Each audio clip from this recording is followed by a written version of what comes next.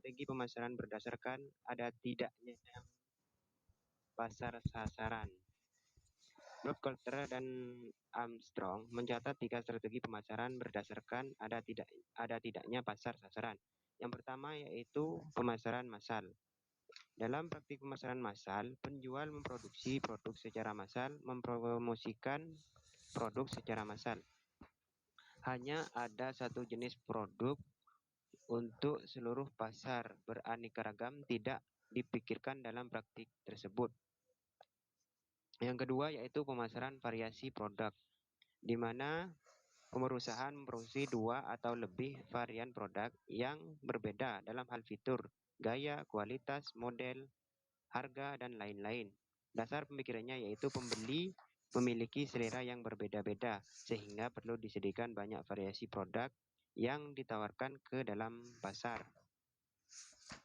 Yang ketiga yaitu pemasaran bersasaran, di mana perusahaan mengidentifikasi segmen-segmen pasar, memiliki segmen untuk dilayani, kemudian membuat produk untuk segmen yang dilayani tersebut. Pasar saat ini bukannya semakin homogen, melainkan sebaliknya semakin heterogen akibat derasnya arus informasi. Akibatnya pasar yang sebelumnya terbagi atas segmen-segmen sekarang dibentuk oleh pasar mikro yang ukurannya lebih kecil, yang berbeda dalam hal kebutuhan dan gaya hidup. Sebagai bagian perkembangan pemasaran bersasaran, memang saat ini telah terjadi kustomisasi pemasaran, yaitu memilih pasar yang semakin sempit dan menyesuaikan produk secara spesifik dengan kebutuhan dan keinginan target tersebut. Untuk poin B, manfaat pemasaran bersasaran yang akan dijelaskan oleh Mbak Ufi Nurmala Retnosari. Kepada Mbak Ufi dipersilahkan. Baik, saya lanjutkan. Saya di sini akan membahas mengenai manfaat pemasaran bersasaran. Dengan pemasaran bersasaran, keuntungan yang didapat dinikmati perusahaan adalah yang pertama, alokasi sumber daya pemasaran yang lebih efisien, karena perusahaan dapat memilih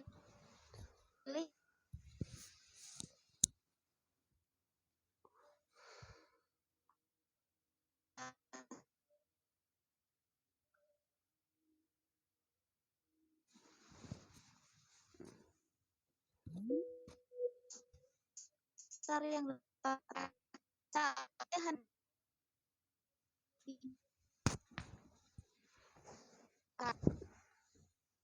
tentu besar, padahal hasil yang diperoleh belum tentu sebanding. Itu diarahkan untuk segmen tertentu saja, misal ibu-ibu separuh baya. Tentu perusahaan cukup menggunakan media yang diakses segmen tersebut seperti majalah Kartini, tabloid Nova, maupun acara-acara sinetron televisi.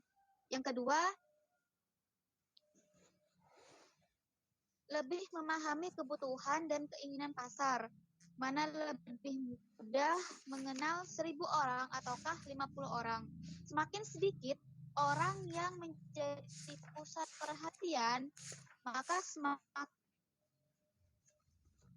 mudah kita mengenal. Semakin sempit lingkup pasar yang ditarget, maka semakin mudah perusahaan mengenal dan memahami perilaku konsumennya. Terus yang ketiga, lebih memahami situasi persaingan. Persaingan adalah perusahaan lain yang menarget pasar sasaran yang sama atau yang menghasilkan produk yang dapat saling menggantikan dengan produk kita. Kembali pada kalimat memperebutkan pasar yang sama. Seperti itu. Pertanyaannya, pasar yang mana? Dari bahan dasarnya, misal mie gelas sama saja dengan Indomie, mie sedap, pop mie, mie ABC, dan lain-lain. Tapi, manakah pesaing mie gelas? Yang jelas, mie ini memiliki keunikan karena dapat diseduh dalam gelas. Seperti itu. Mengetahui pemasaran bersasaran, pertanyaan selanjutnya adalah apakah semua perusahaan harus menerapkan sistem pemasaran ini? Nah, ada beberapa kondisi yang menyebabkan pasar tidak bisa atau tidak perlu disegmentasi, yaitu yang pertama, ukuran pasar terlalu kecil. Untuk kondisi seperti ini, segmentasi hanya menghasilkan segmen yang tidak ekonomis. Sebagai contoh, pasar wisata mengeluarkan puluhan juta Amerika Serikat untuk pelesiran beberapa hari ke angkasa luar, tentu hanya beberapa orang. Buat apa lagi disegmentasi? Untuk yang kedua, pasar amat segmentasi diperlukan kalau perilaku konsumen berbeda-beda. Dengan segmentasi, konsumen pasar yang berbeda-beda itu dikelompokkan. Harapannya, perilaku dalam kelompok homogen, sedangkan antar kelompok berbeda. Nah, kalau pasar sudah extremely homogen, buat apa dilakukan segmentasi? Bukankah kita dihasilkan segmen yang berbeda? Selanjutnya, pasar amat sangat heterogen. Segmentasi ditujukan untuk membagi pasar menjadi segmen-segmen. Segmen sendiri adalah sekelompok konsumen yang memiliki respons yang sama terhadap stimuli tertentu. Bisa pula dikatakan bahwa segmen adalah konsumen yang memiliki kesamaan perilaku konsumen tertentu. Jadi, syarat terbentuknya segmen adalah adanya kesamaan antar kelompok konsumen. Terus yang keempat, pemakai berat atau heavy users menempati proporsi terbesar dari pasar dan hanya segmen inilah yang relevan sebagai pasar sasaran.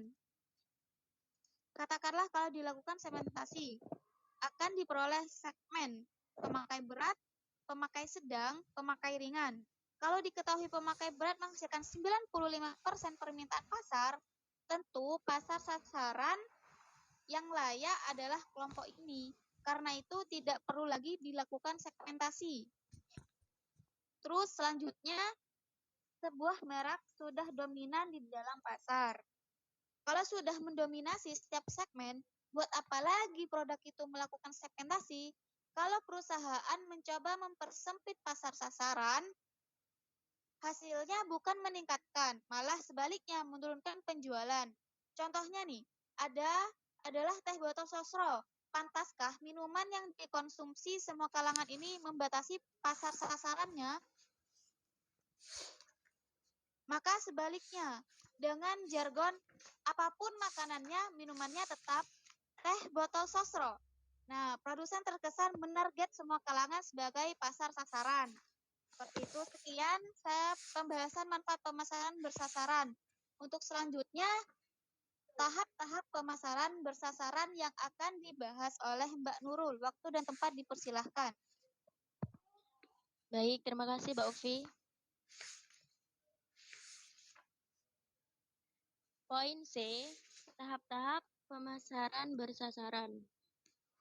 Ada 3 langkah utama pelaksanaan pemasaran bersasaran, yaitu segmentasi pasar, market segmentation, pemilihan pasar sasaran, market targeting, dan penentuan posisi merek, brand positioning.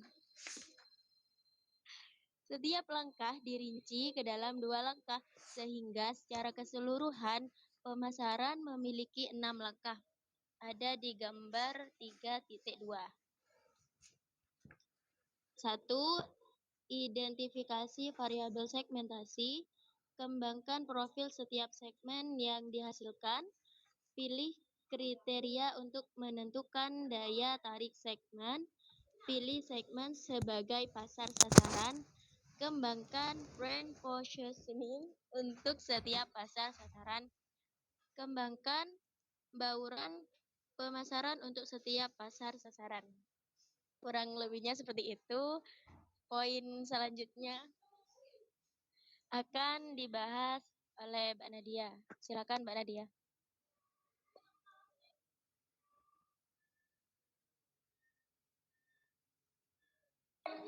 Baik, saya lanjut. Untuk poin D, segmentasi pasar, yakni proses mengelompokkan pasar ke dalam segmen yang berbeda-beda, atau bisa disebut dengan sekelompok pembeli yang memberikan respon yang sama terhadap aktivitas pemasaran tertentu. 1. Pemilihan variabel segmentasi. Sejauh ini ada 4 variabel utama yang digunakan, yaitu demografi, meliputi usia, jenis kelamin, ukuran, keluarga, pendapatan, pekerjaan, serta agama dan suku. Geografi meliputi wilayah, ukuran kota, dan pemukiman. Psikografi meliputi kelas sosial, gaya hidup, dan kepribadian. Dan terakhir, perilaku, yaitu meliputi manfaat yang dicari, tingkat penggunaan, loyalitas, sikap terhadap produk, kesiapan pembeli. Pertanyaannya, variabel mana yang dipakai dan bagaimana variabel tersebut dikategorisasi?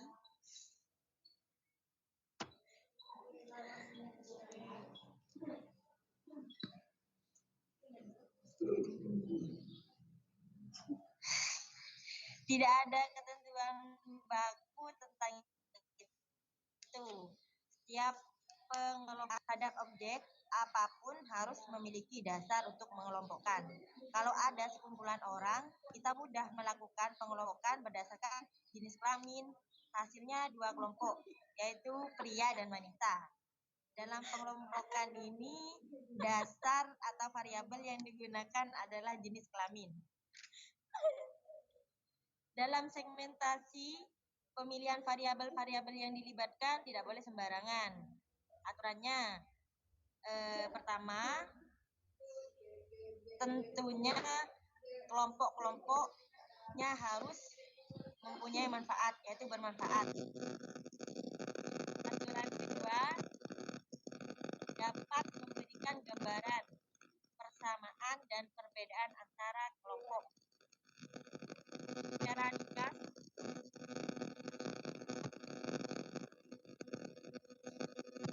menurut dan Google menyatakan bahwa apapun variabel yang dipakai, mau satu atau banyak sekaligus, dinyatakan sebagai variabel yang tepat kalau segmen yang dihasilkan memiliki karakteristik berikut.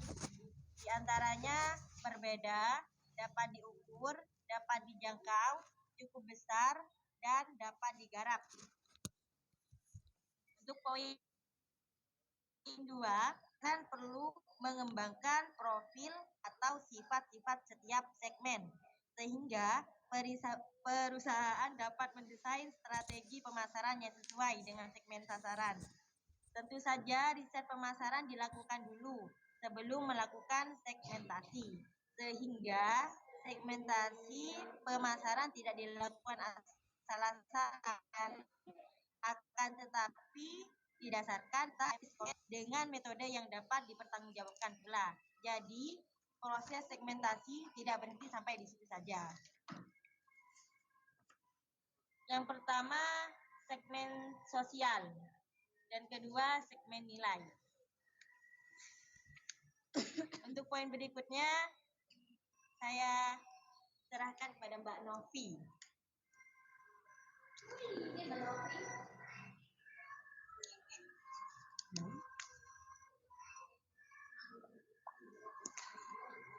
Assalamualaikum warahmatullahi wabarakatuh. Waalaikumsalam Warahmatullahi wabarakatuh. Oke, dilanjut poin E, menentukan pasar sasaran. Sekarang telah tersedia beberapa segmen pasar, yaitu segmen mana yang dipilih sebelum mengambil keputusan dari perusahaan perlu mengevaluasi setiap segmen terlebih dahulu. Poin 1, mengevaluasi segmen. Perusahaan dapat menggunakan kriteria apa saja yang dianggap perlu bagi perusahaan itu untuk mengevaluasi segmen-segmen pasar.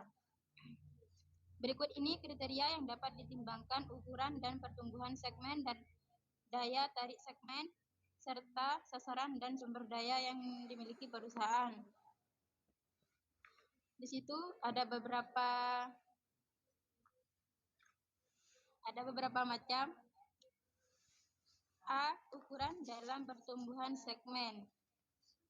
Yang B. Daya tarik segmen. Yang C. Sasaran dan sumber daya perusahaan. Yang kedua, memilih segmen pasar. Setelah mengevaluasi segmen-segmen pasar, perusahaan menentukan pasar sasaran.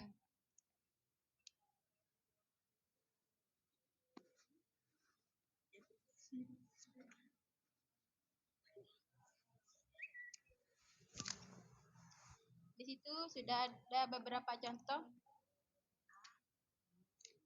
A, B, C, sampai D.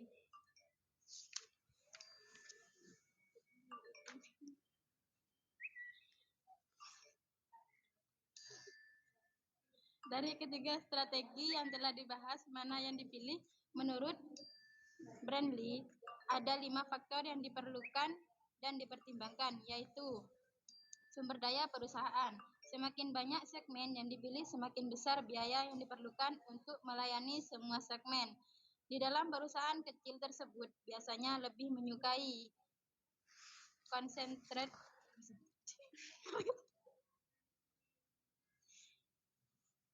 dengan cara mengarahkan pemasaran pada segmen berukuran kecil, unik dan kurang mendapat perhatian pesaing besar yang disebut market. Tipe produk, ada tipe produk yang tergilir. Ada tipe produk yang tergolong dalam keunikan yang membedakan satu produk dari produk lain mudah diciptakan. Untuk tipe produk seperti ini merupakan di dalam perusahaan dapat menggunakan. Sebaliknya ada tipe produk yang tergolong pada tipe ini, keunikan produk ini yang diciptakan. Di dalam perbedaan antara satu merek dari merek lain, contohnya adalah semen, air, dalam kemasan gula, garam, sedotan, dan lain-lainnya. Untuk tipe produk seperti ini dapat dipertimbangkan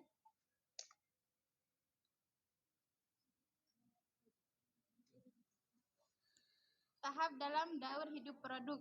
Seperti manusia memulai daur hidup mulai dari lahir, bertumbuh, remaja, dewasa, menikah, dan mempunyai anak menjadi tua, ditinggal pasangan, dan akhirnya mati. Produk juga memiliki siklus berupa tahap perkenalan, pertumbuhan, dewasa, menurun, dan mati. Strategi dan persaingan dan strategi pertahanan perusahaan. Di antara ketiga strategi di atas, mana yang diterapkan oleh pesaing? Strategi apa yang kita terapkan? Pastikan dulu apakah kita mau berhadapan langsung atau berkelit atau berhadapan langsung. Pilih segmen yang diharap dengan strategi yang sama. Sudah, Bu? Baik, untuk selanjutnya yaitu kegiatan belajar 2, yaitu tentang positioning, relationship, marketing, dan kepuasan pelanggan. Untuk poin pertama yaitu penetapan posisi merek atau brand positioning. Posisi merek merupakan tempat produk yang berbeda, jelas, dan bernilai lebih secara relatif dibandingkan pesaing di benak konsumen. Penentuan posisi merek adalah proses menciptakan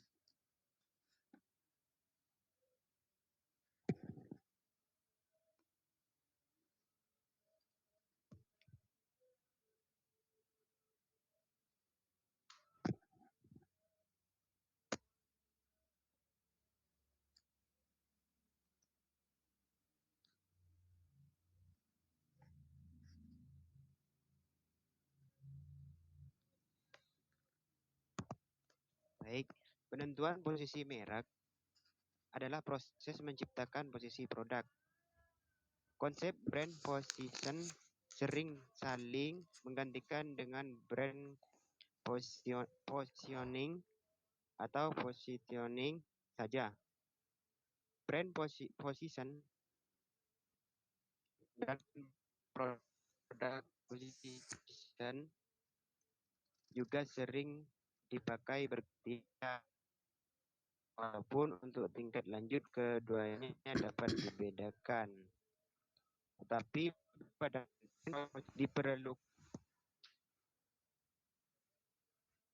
diperlukan untuk memperkuat penerimaan produk pada segmen yang dipilih. Majalah Kartini ditujukan untuk ibu-ibu. Majalah tersebut juga harus dicitrakan sebagai majalah ibu-ibu. Jadi brand position untuk menciptakan kesan bahwa merek adalah untuk segmen yang dipilih, bahkan selain dimengerti.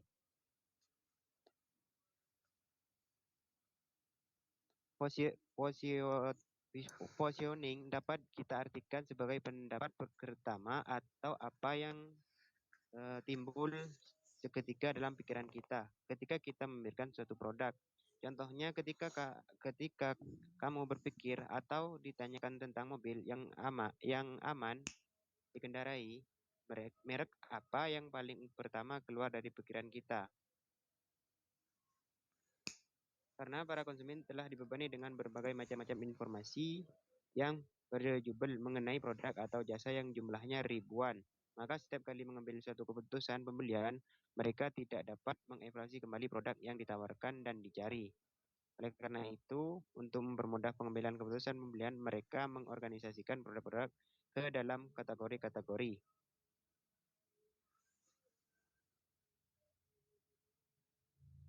Biasanya orang akan mengingat pada sesuatu yang lebih dahulu keluar pada suatu kategori. Contohnya yaitu Lua adalah yang pertama mempromosikan produk sebagai Wheat Cafe. Menurut Porsche mempromosikan produk sebagai mobil sport kecil yang pertama. Terus 2001 menyatakan untuk memudahkan keikutsertaan konsumen, kita harus membuat merek kita sebagai yang pertama dalam suatu kategori. Dari segi bisnis, merek keduanya bisa menikmati setengah keuntungan merek pertama. Mereka akan menikmati setengah keuntungan mereka kedua, dan demikian seterusnya.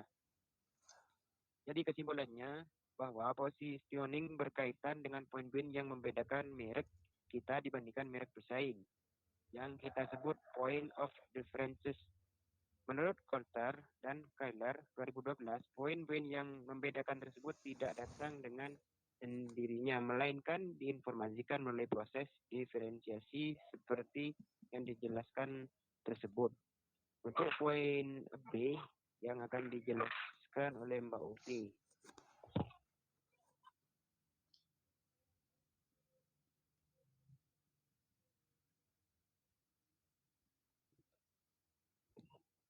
Halo, Mbak Ufi.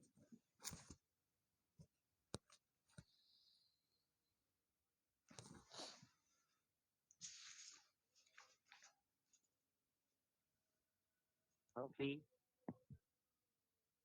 Ya, maaf. Lupa kalau dimatikan mikrofonnya. Baik, saya lanjut pembahasan. Halo? Halo? Ya, lanjut. Apakah suara saya terdengar? Iya, halo. Terdengar baik. Oke, masuk. Baik, saya lanjut pembahasan di poin B, yaitu diferensiasi. Nah, diferensiasi di sini, diferensiasi pemasaran ini, yaitu proses pembedaan suatu produk atau jasa untuk membuatnya lebih menarik terhadap suatu pasar sasaran tertentu. Nah, misal di sini, seandainya terjadi komunikasi antara perusahaan yang bersaing dengan pasar, kira-kira seperti ini. Di modul ada, hai pasar, pilih produk saya, jangan produk lain. Nah, pasar bertanya, kenapa saya harus membeli produk Anda? Perusahaan menjelaskan, karena produk saya memiliki keunikan dan keunggulan yang berarti bagi Anda sebanding produk lainnya gitu. Apa kelebihan produk Anda? Terus perusahaan menjawab, itu loh yang sering saya tayangkan dalam iklan. Nah, jadi diferensiasi ini proses pembedaan suatu produk atau jasa untuk membuatnya lebih menarik dari yang lain, seperti itu. Nah, lanjut, berdasarkan banyaknya sumber diferensiasi serta besarnya setiap diferensiasi, di sini Boston Consulting Group atau bisa disingkat sebagai BCG membedakan industri ke dalam 4 golongan, yaitu yang pertama, volume industri. Hanya sedikit sumber diferensiasi, tetapi setiap diferensiasi memiliki potensi keunggulan bersaing atau competitive advantage yang besar. Contohnya adalah industri teh botol. Sumber perbedaan dalam industri paling rasa, tetapi sekali rasa dianggap pas. Yang kedua, stalemated industri. Hanya sedikit sumber diferensiasi. Ukuran potensi keunggulan bersaing dari setiap diferensiasi kecil lagi. Contohnya adalah industri baja. Sulit membedakan baja yang satu dengan baja yang lain. Daripada mendiferensiasi produk, lebih baik perusahaan mengefisiensikan proses produksi agar bisa unggul dalam harga. Yang ketiga, fragmented industry. Terdapat banyak sumber diferensiasi, tetapi ukuran potensi keunggulan bersaing dari setiap diferensiasi rendah. Contohnya adalah restoran. Setiap restoran mudah mencari keunikan, akan tetapi keunikan itu dengan mudah pula ditiru oleh pesaing. Yang keempat, specialized industry. Terdapat banyak sumber diferensiasi dan setiap diferensiasi memiliki potensi keunggulan yang besar. Adapun keunggulan yang besar ini diperoleh karena perbedaan yang ada sulit ditiru oleh pesaing. Selanjutnya, sumber-sumber diferensiasi. Sumber-sumber diferensiasi barang. Sumber-sumber diferensiasi barang terdiri dari produk utama, layanan pendamping barang, personel, saluran distribusi, dan citra. Diferensiasi produk utama. Barang diferensiasi melalui fitur, performance, kemudahan memperbaiki, umur normal, reliabilitas, gaya, dan desain. Yang pertama, fitur. Fitur adalah karakteristik yang melengkapi fungsi utama. Titik awal pemikiran soal fitur adalah bahwa produk memiliki tipe standar. Dengan menambahkan karakteristik tertentu, maka akan diperoleh beberapa versi.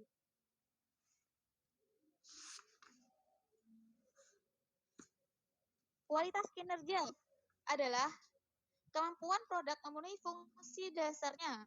Performa bor adalah kemampuan bor buat lubang. Performa guta adalah kemampuan. Nah, selanjutnya kualitas performance. Katakanlah Atos dijanjikan mampu menghasilkan 60 PS dan konsumsi bensin hanya 1 liter untuk 16 km. Pertanyaannya sekarang adalah, benarkah demikian? Kalau benar sesuai dengan spesifikasi yang dijanjikan, maka Atos memiliki kualitas performance yang tinggi. Selanjutnya, durabilitas. Durabilitas adalah umur produk yang diharapkan dengan pemakaian yang normal. Ada produk yang menunjukkan tahan lama. Misal Electrolux dengan slogan, seandainya saja ada yang Sweet Electro.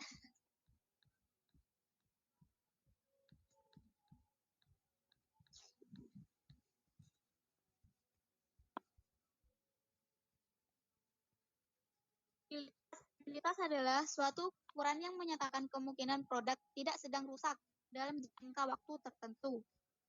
Terus kemudian memperbaiki atau bisa dikatakan repairability. Ini adalah kemudahan memperbaiki produk kalau sedang rusak.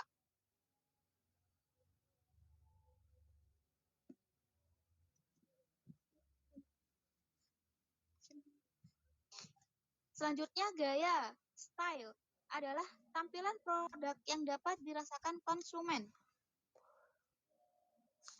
Dan yang terakhir, desain. Desain atau bangun sebenarnya mencakup diferensiasi produk yang lain. Sekali rancangan dibuat, maka di dalamnya sudah harus terpikirkan fitur sampai gaya. Dengan demikian, desain adalah totalitas semua different yang mempengaruhi penampilan dan fungsi operasi produk dari sudut pandang kebutuhan pelanggan.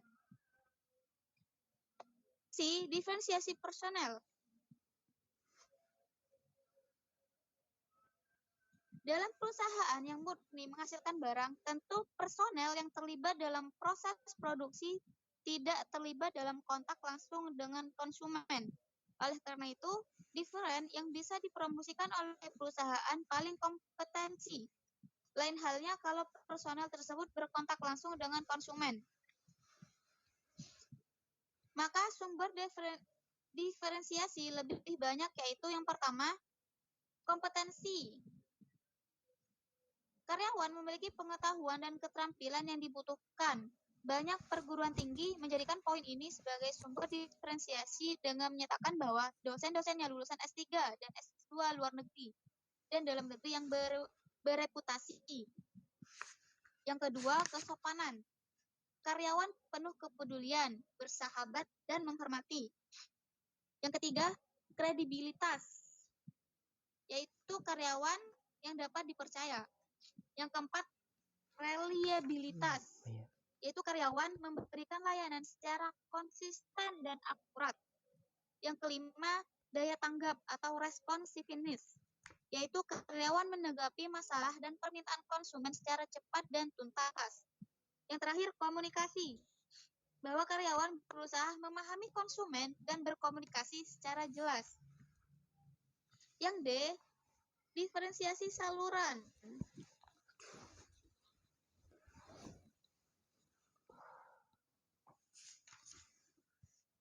Sebenarnya ini merupakan diferensiasi saluran yang menyangkut coverage. Motor Honda lebih lagi. Selain diferensiasi coverage, juga dikatakan bahwa montir-montirnya ahli atau expertise dan selama ini terbukti keunggulannya. Jadi diferensiasi saluran distribusi bisa dilakukan melalui cakupan, keahlian, dan kinerja. Yang E, diferensiasi image. Bisakah Anda bedakan mana foto hasil jepretan dengan film Fuji?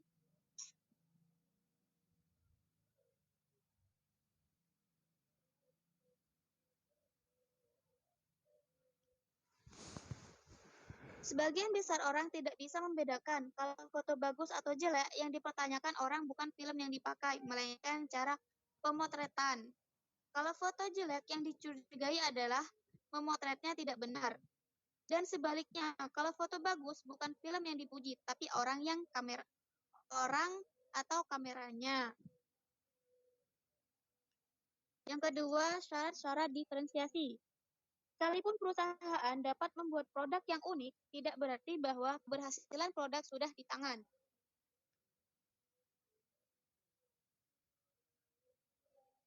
Sebagai contoh, Vespa yang merupakan motor unik justru tidak terpuruk belakangan ini.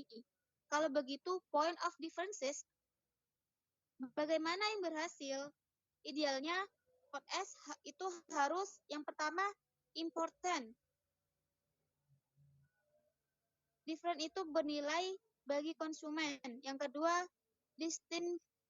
distinctive, yaitu different itu belum ada selama ini.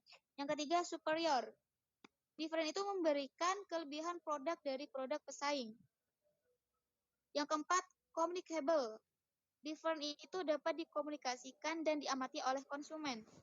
Yang kelima, primitive. Sulit ditiru oleh pesaing.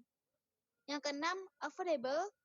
Pembeli dapat membayar harga dengan adanya different itu. Yang terakhir, profitable. Perusahaan akan untung kalau memperkenalkan different itu. Yang ketiga, diferensiasi dan positioning. Dalam menetapkan posisi produk, terdapat 3 langkah, yaitu yang pertama, mengidentifikasikan keunggulan kompetitif yang mungkin. Yang kedua, memilih keunggulan kompetitif yang tepat. Sebelum menentukan jumlah different yang mau dipromosikan, hati-hatilah terhadap jebakan positioning. Berikut ini yang pertama, under positioning, yaitu konsumen tidak terkesan dengan produk. Yang kedua, over position. Konsumen memiliki citra yang sempit mengenai merek. Yang ketiga, confused positioning. Konsumen bingung mengenai produk. Yang keempat, doubtful positioning. Konsumen sulit mempercayai klaim perusahaan atas produk. Langkah ketiga, mewujudkan dan mengkomunikasikan posisi yang dipilih. Ada beberapa strategi dalam mewujudkan positioning seperti berikut. Yang pertama, attribute positioning. Ini terjadi saat perusahaan memposisikan diri melalui atribut. Misalnya ukuran, lama kehadiran, dan lain. Fit positioning. Produk diposisikan sebagai pemimpin dalam manfaat tertentu. Misal Mitsubishi kedua diklaim sebagai mobil keluarga paling tangguh dan nyaman. Yang ketiga, use atau application positioning. Produk diklaim sebagai yang terbaik untuk penggunaan tertentu. Yang keempat, user positioning. Ini meliputi klaim bahwa produk merupakan yang terbaik untuk kalangan pemakai tertentu. Yang kelima, komposisi terbaik dibanding pesaing dalam hal tertentu. Yang keenam, product repositioning. Produk diklaim sebagai pemimpin dalam kategori produk tertentu. Yang terakhir, quality atau price positioning. Produk diposisikan memberikan nilai paling besar karena harga murah dengan kualitas lebih baik. Sekian pembahasan mengenai diferensiasi. Untuk selanjutnya, pembahasan mengenai strategi relationship yang akan dibahas oleh Mbak Nurul. Tempat dipersilahkan. Ya, terima kasih. Selanjutnya poin C, strategi relationship. Sudah terbukti bahwa pelanggan yang loyal jauh lebih menguntungkan dibanding dengan pelanggan yang berpindah-pindah. Selain itu, menurut Little dan Marandi 2003, ada beberapa perkembangan yang menyebabkan perlunya relationship marketing (RM), yaitu satu, globalisasi pasar. Yang kedua, perkembangan baru dalam bidang teknologi. Yang ketiga, more demanding customer. Yang keempat, kesadaran bahwa kepuasan tidak otomatis menghasilkan loyalitas. Yang kelima, fragmentasi media. Yang keenam, pencarian berkelanjutan untuk nilai tambah dan keunggulan bersaing. 1. Pengertian relationship. Apa itu relationship? Apakah karena penjual dan pembeli sudah bertransaksi dari waktu ke waktu, lalu mereka dikatakan sudah melaksanakan relationship? Menurut Little dan Marandi 2003, istilah relationship adalah untuk hubungan berulang sukarela antara penjual dan pelanggan. Perilaku direncanakan atau dilakukan secara sadar, kooperatif, dan dimaksudkan untuk keuntungan bersama yang berkesinambungan. Lalu, kedua belah pihak menilainya sebagai relationship. Hubungan berulang karena terpaksa, misalnya tidak ada pilihan lain, bukanlah relationship. Menurut Crofilo, Brody, Danaher, dan Jackson 2002, pemasaran ditandai oleh proses yang multi-kompleks yang dimanifestasikan dalam 4 aspek berbeda praktek pemasaran. Yang A, transaction marketing, B, database marketing, C, interaction marketing, yang D, network marketing. Pemasaran tingkat kedua, ketiga, dan keempat masuk dalam ranah relationship marketing. Selanjutnya, praktek pemasaran dibagi ke dalam 2 golongan, yaitu transactional marketing, itu berada di nomor 1, dan relationship marketing, nomor 2 sampai nomor 3. Relationship marketing sendiri masih dapat digolongkan menjadi dynamic relationship dan networking marketing. Dynamic relationship adalah relationship marketing yang memusatkan perhatian hanya pada relasi antara perusahaan dan pelanggan, termasuk di dalam adalah database marketing berada di nomor 2 dan interaction marketing di nomor 3.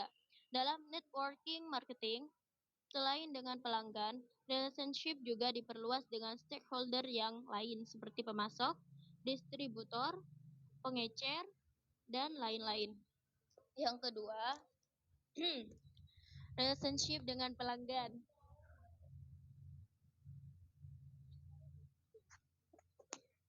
Dasar pemikiran yang melandasi pentingnya menjaga hubungan dengan pelanggan adalah mempertahankan pelanggan yang loyal jauh lebih menguntungkan dibanding mencari pelanggan yang baru. Pelanggan yang dimaksud bisa konsumen individu, rumah tangga, maupun organisasi komersil dan non-komersil serta institusi pemerintah. Hubungan antara perusahaan dan para pelanggannya disebut portofolio karena memang perusahaan meletakkan bisnis pada banyak hubungan. Sebagian di antaranya menguntungkan, sebagian merugikan, sebagian lagi malah membahayakan. Portofolio relasional menguntungkan apabila sebagian besar pelanggan adalah pelanggan. Proses CRM terdiri 3 bagian, yaitu initiation, yang B pengelolaan atau manajemen, yang C pemutusan termination hubungan dengan pelanggan. Selanjutnya nomor 3, relationship dalam jejaring atau bisa disebut network. Relationship dapat berkembang lebih dari sekadar hubungan perusahaan dan pelanggan. Kita namakan pelanggan vokal. Baik pelanggan, perusahaan adalah pemasok produk, kita namakan juga pemasok vokal yang mereka butuhkan. Pemasok vokal sendiri merupakan pelanggan dari sejumlah pemasok lain. Bahkan, pelanggan vokal merupakan pemasok bagi pelanggan-pelanggannya. Jadi, apabila diperluas, relationship tidak hanya antara pemasok vokal dan pelanggan vokal, akan tetapi juga mencakup hubungan-hubungan dengan pihak ketiga dengan keduanya, baik ke hulu maupun ke hilir. Selanjutnya nomor 4, penggerakan relationship. Memang banyak faktor yang mempengaruhi langgeng tidaknya relationship. Namun, dasar dari semuanya itu adalah kepuasan pelanggan. Kepuasan merupakan syarat utama bagi terbentuknya komitmen dan kepercayaan kepada perusahaan. Ketiga konsep yang saling berkait yaitu kepuasan, komitmen, dan kepercayaan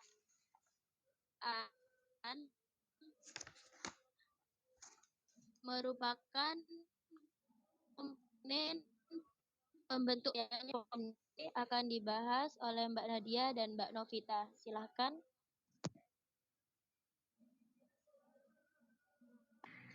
Baik, terima kasih Mbak Nurul.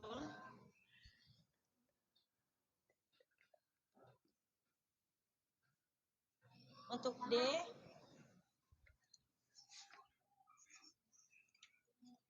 kepuasan pelanggan. Jadi perusahaan perlu memuaskan konsumen. Selain untuk menghindari keluhan konsumen, tujuan yang tidak kalah penting yaitu untuk menjadikan konsumen menjadi fanatis.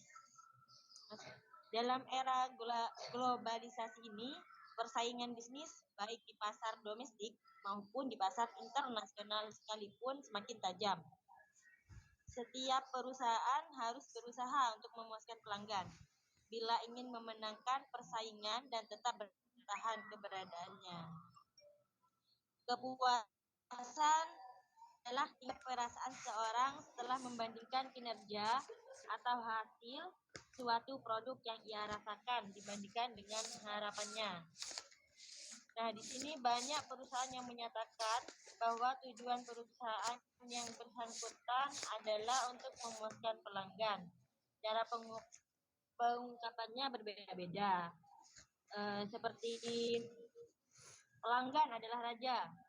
Nah, ada yang kepuasan pelanggan adalah tujuan kami. Juga ada mewujudkan harapan pelanggan dan lain sebagainya. Ini semakin disadari bahwa pelayanan dan kepuasan pelanggan merupakan aspek vital dalam rangka bertahan dalam bisnis dan memenangkan persaingan. Di situ ada 3 poin yang akan dilanjutkan oleh Mbak Novi.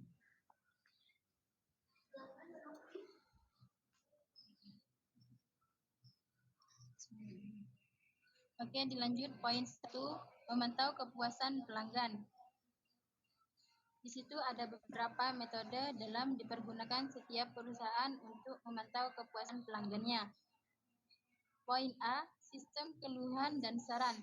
Setiap perusahaan yang berorientasi pada pelanggan perlu memberikan kesempatan seluas-luasnya kepada pelanggannya untuk yang B, berpura-pura menjadi pembeli. Metode ini dilaksanakan dengan cara memperkerjakan beberapa orang untuk berperan atau bersikap sebagai pelanggan potensi produk perusahaan dan pesaing. Yang poin C, survei ke konsumen. Umumnya, banyak penelitian mengenai kepuasan pelanggan melalui metode survei, baik melalui pos, telepon, maupun wawancara pribadi. Poin 2, harapan, expectation, aneh kedengarannya, atau seseorang menjawab tidak tahu. Atas pertanyaan, apa itu harapan? Harapan adalah kata yang sering digunakan dan jelas bagi kebanyakan orang. Di situ ada beberapa macam. Yang A, melihat pagi cerah begini, saya mengharapkan hari akan cerah.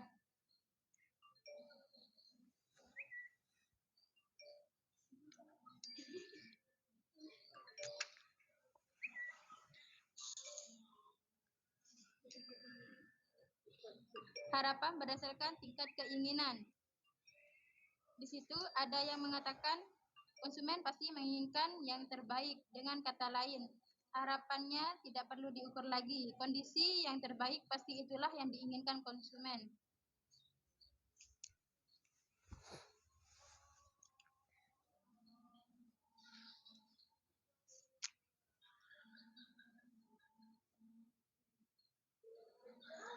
Persepsi kualitas. Sulit menjadi padanannya dalam bahasa Indonesia. Oleh karena itu, yang dipakai adalah istilah aslinya. Konsep ini merupakan bagian persepsi yang menyoroti kualitas secara khusus. Tentunya, kualitas berdasarkan persepsi konsumen. Apakah sebuah produk sudah memenuhi kebutuhan? Di situ tergantung pada penilaian subjektif konsumen.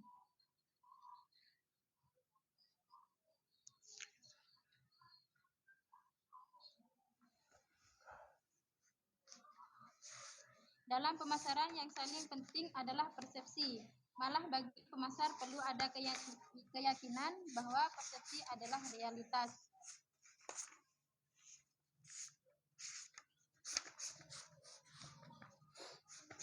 Sudah, Bu?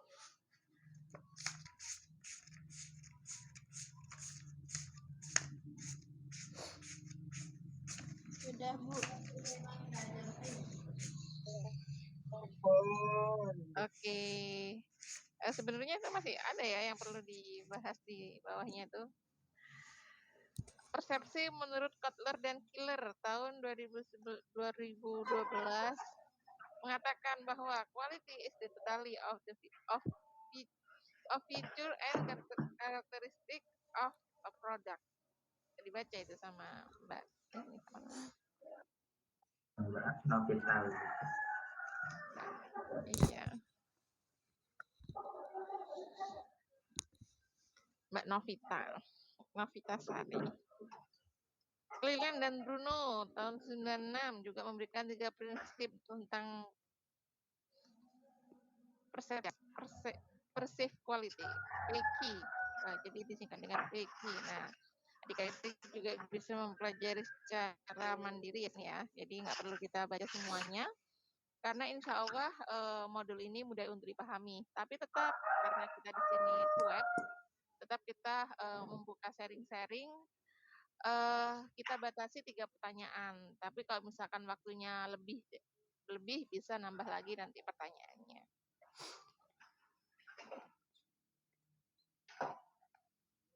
Baik, silakan dilanjutkan. Baik, untuk selanjutnya yaitu sesi pertanyaan. Kami membuka 3 pertanyaan. Mungkin dari teman-teman ada yang ditanyakan. Ya, Mas Fani. Mas Fani.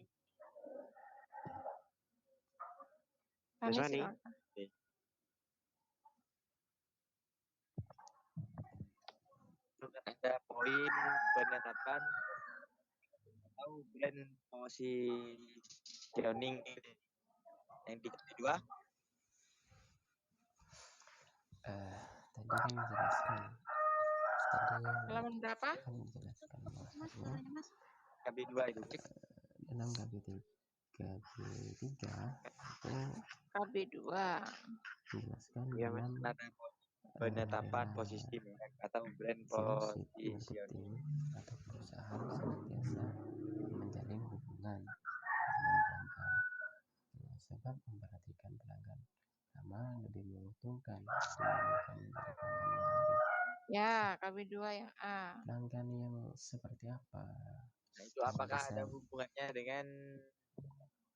dengan poin B, yaitu diferensiasi? Jika ada, jelaskan seperti apa hubungannya. Oke.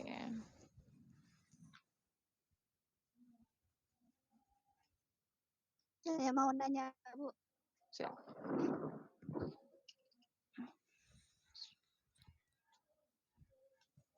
Lagi. Jadi mau nanya. Oke. Ya.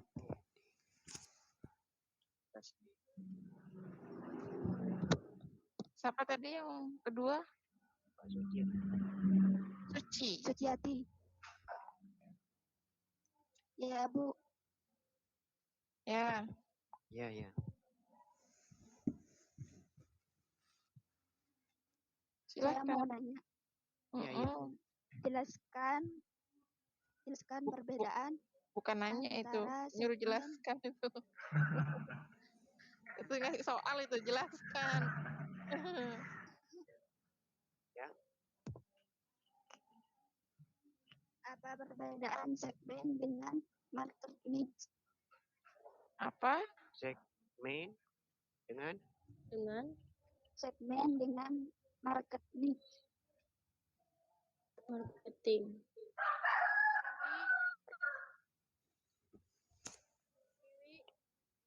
Perbedaan segmen dengan marketing. Market niche.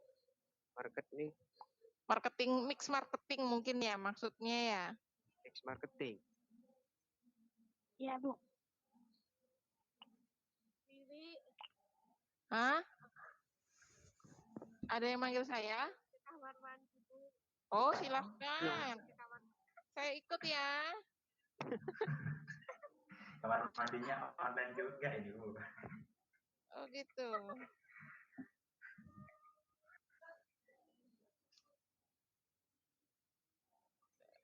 Sudah 2 nih. Mau mandi. Yang ketiga silahkan.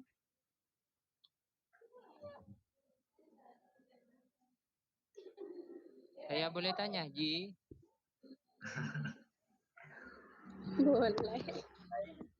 Ayo. Silahkan. Apa lu?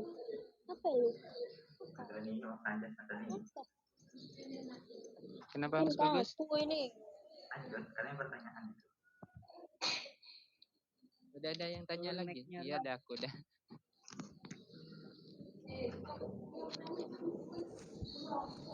Lo Ji, catat Ji.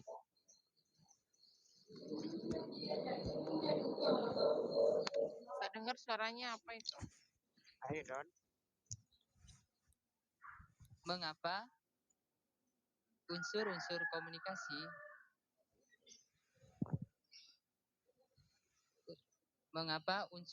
komunikasi pemasaran lebih besar untuk perusahaan layanan jasa dibandingkan dengan perusahaan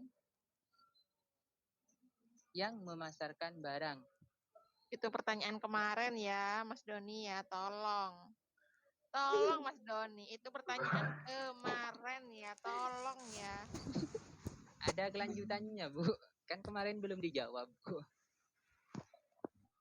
Oh, digabung gitu. Iya.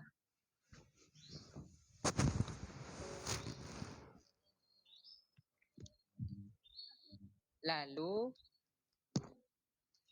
apa yang menjadi pertimbangan paling penting dalam menentukan strategi pemasaran yang akan digunakan?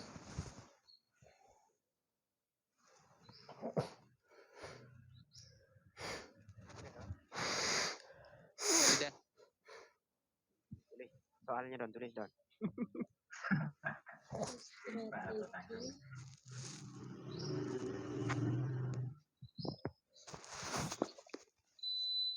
Kenapa unsur komunikasi?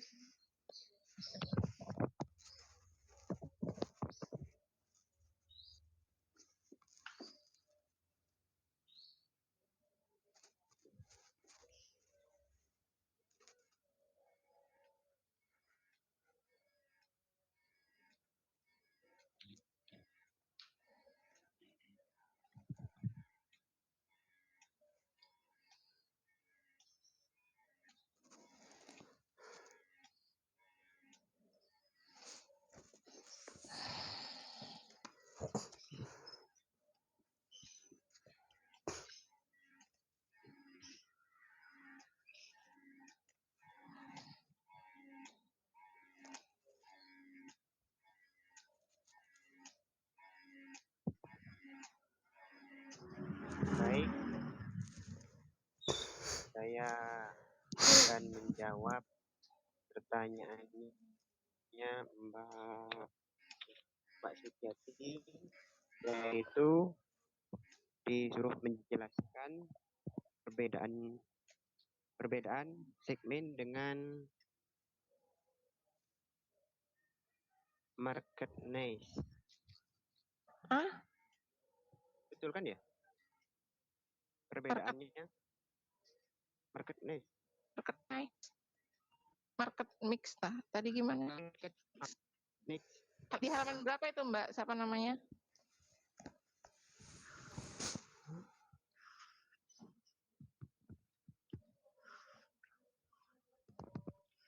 Market niche ya Pak, Mbak Suci.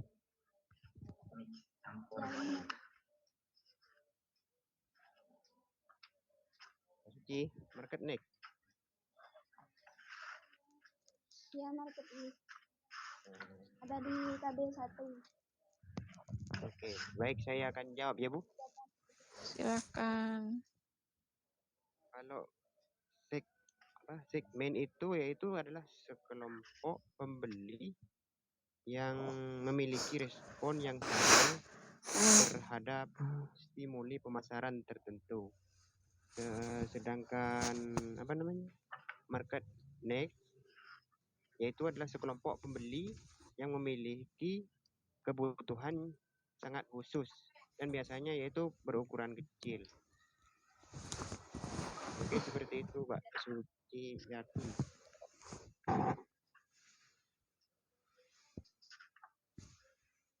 Ya, terima kasih jawabannya.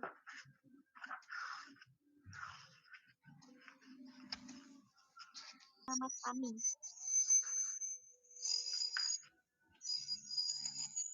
Saya di sini akan menjelaskan secara sederhana saja ya mengenai pertanyaan penetapan posisi di penetapan posisi merek ini, apakah ada hubungannya dengan poin B, yaitu diferensiasi?